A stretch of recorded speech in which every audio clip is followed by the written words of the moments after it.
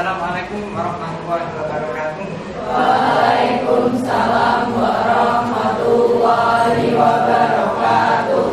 Bagaimana kabar siang hari ini? Alhamdulillah sehat. Baik. Dan kita masih berikan kesehatan dan kesempatan sehingga dapat berjumpa lagi untuk melakukan pembelajaran. Sebelumnya, marilah kita buka dengan berdoa terlebih dahulu. Semoga kegiatan hari ini diberikan kelancaran dan mendapatkan kemudahan untuk memahami materi. Berdoa, persilakan.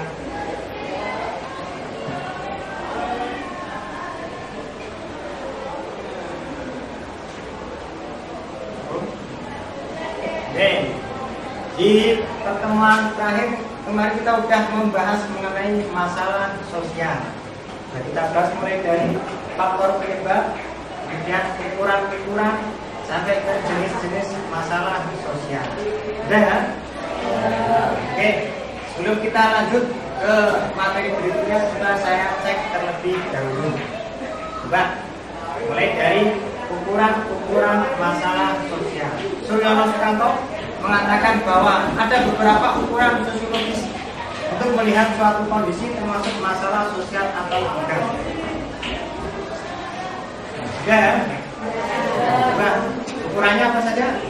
Adanya perbedaan yang mencolok antara nilai sosial dengan kenyataan di masyarakat. Yang perbedaan yang mencolok antara nilai dan norma sosial dengan kenyataan di masyarakat. Yang kedua, Sumber permasalahan yang terjadi biologis, psikologis, sosial, dan kebudayaan. faktor penyebab bisa dari faktor ekonomi, biologi, psikologis maupun sosial kebudayaan. Yang ketiga, Akibat yang menimbulkan dari suatu peristiwa. akibat yang ditimbulkan. Kita sudah mempelajari jenis-jenis masalah sosial yang masih sering muncul di Indonesia. Termasuk juga masalah sosial akibat dari adanya pengelompokan sosial. Tadi perempuan juga, sekarang ya laki-laki juga. Laki-laki Muhammad Makimuddin juga makin sebutkan masalah sosial yang masih sering muncul di Indonesia. Yang pertama ada Kemiskinan, ya, dan kriminalitas atau kejahatan, kemudian delinkuensi anak. Selain masalah sosial tadi, ternyata juga ada masalah sosial akibat faktor lingkungan yang ada di kota kita, di kota Pekalongan. Coba kira-kira apa? Banjir, ya. Banjir rob, terutama yang ada di Pekalongan daerah utara. Selain itu ada apa lagi kira-kira? Gangster bukan ya? Sampah, ya, menumpunya sampah. Gimana? Menumpunya sampah di Degayu, TPA, tempat pembuangan akhir di Degayu.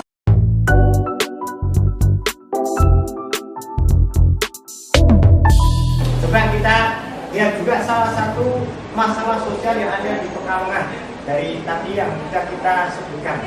Salah satunya ada banjirop yang ada di Pekalongan daerah utara. Sudah saya siapkan video mengenai banjirop yang ada di Pekalongan Utara. Silahkan nanti kalian simak dan kalian identifikasi beberapa hal berikut. Antara lain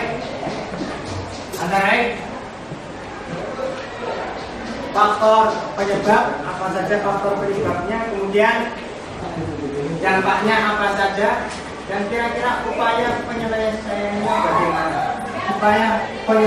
bagaimana. Nanti setelah ini ada kuis juga, pertanyaan-pertanyaan yang ada di video. Silakan perhatikan sedetail mungkin. Barangkali muncul nama orang yang ada di video barangkali. Kemudian apa saja dampak yang muncul di Pekalongan daerah utara dan lain sebagainya. Ini adalah salah satu film dokumenter yang dibuat kerjasama salah satu Kota Batik Dunia. Ini karnaval batik yang diselenggarakan setiap tahun. Pada hari ini, ratusan anak muda Pekalongan memamerkan karya batik mereka.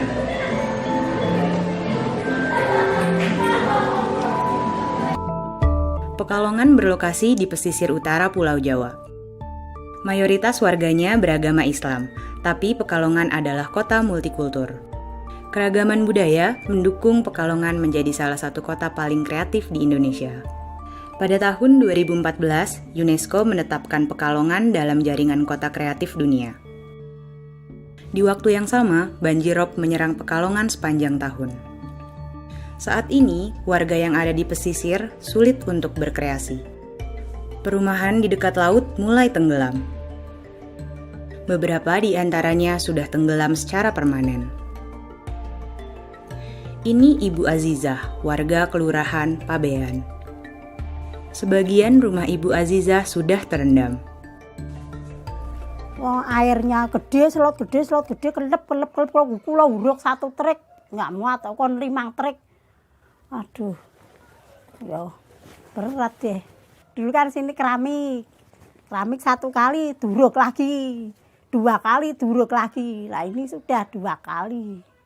Belum cukup, mintanya 2 trek, ini setinggi ini Mas.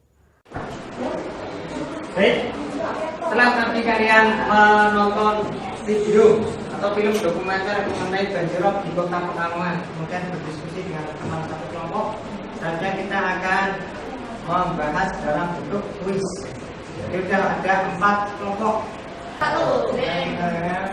Ya. Sebutkan penyebab terjadinya banjirop di Kota Pekalongan minimal 3. Oke. Bapak itu ada penurunan tanah, air tanah di bawah, Penurunan tanah karena air tanah dipompa. pemanasan juga, Sehingga permukaan air laut meningkat karena es di kutub utara mencair, ya. terus ada kedua naiknya permukaan air laut. Naiknya permukaan air laut. Coba kita cek jawabannya. Salah. Yang kelompok lain siap-siap tapi saya akan teman-teman. Jawabannya adalah pemanasan global, penurunan muka tanah, penyedotan atau eksploitasi air tanah. Berarti benar atau tidak? Benar. Nah, bagus. Ini berikutnya kesempatan bagi tim C. Silakan membuka skor berapa? 300.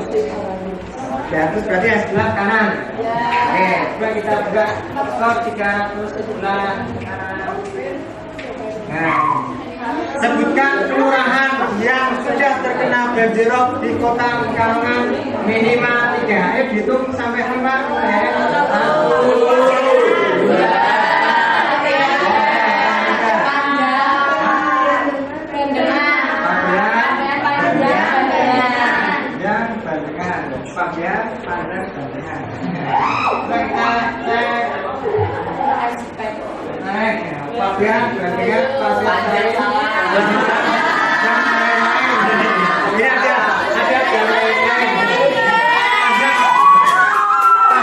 300 kiri.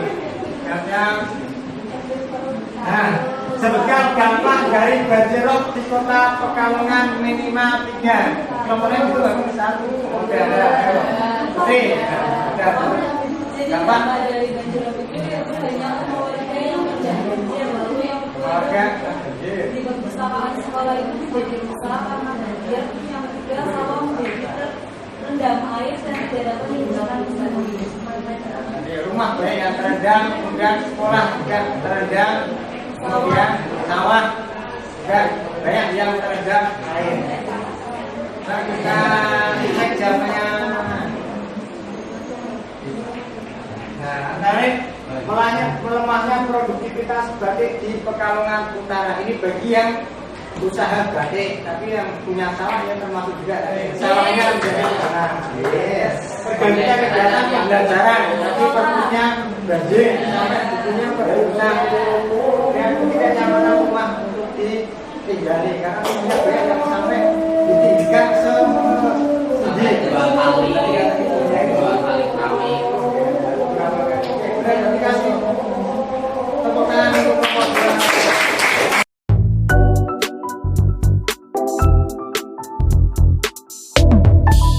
Siapa yang kelompok A kasih kode hanya banyak yang tahu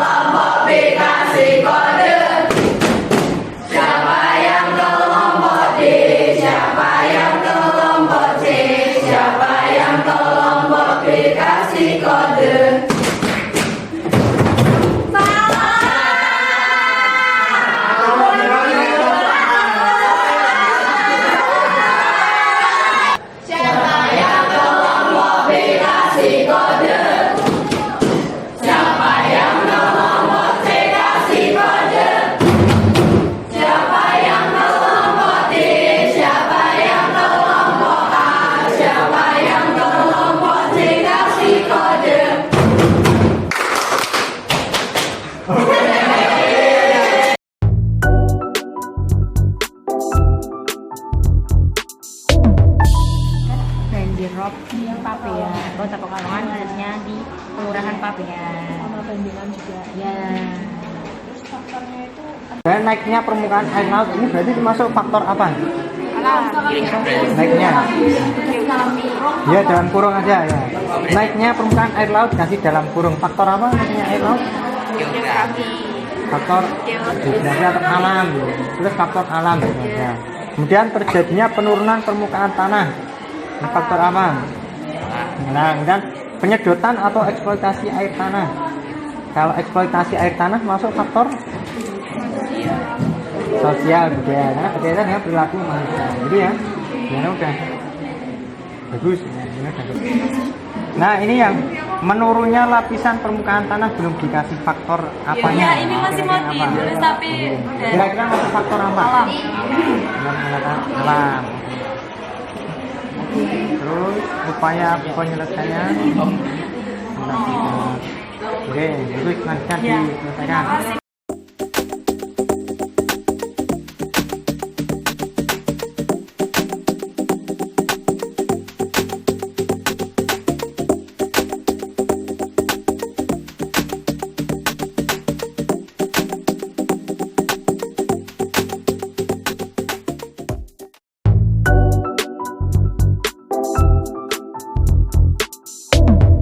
Dari yang sudah kita bahas, kemudian kuis maupun debat materi dan lain-lain, apa yang kalian rasakan dari pembelajaran hari ini? Sampai menantang adrenalin. Dapat pandangan baru mengenai banjir di kota Pekalongan apa tidak? Ya. Apa yang baru kalian pahami mengenai banjirop di kota Pekalongan? Dan sebelumnya belum tahu. Banyak menunjukkan ternyata bahwa tanah di kota Pekalongan setiap tahun turun berapa senti? 5 sampai 34 dari kilo tinggi. Oleh karena itu, maka kita sebagai orang Pekalongan juga agar bisa memperhatikan lingkungan sekitar kita. Karena kalau lingkungan semakin kehidupan manusia itu kira-kira akan mengalami kesulitan apa tidak? Mengalami.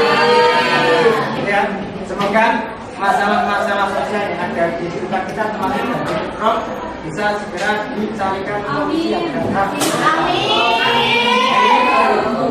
Berarti itu yang bisa kita pelajari. Semoga dapat dibantu dan bermanfaat. Kurang lebihnya saya mohon maaf. Wassalamualaikum warahmatullahi wabarakatuh. Waalaikumsalam.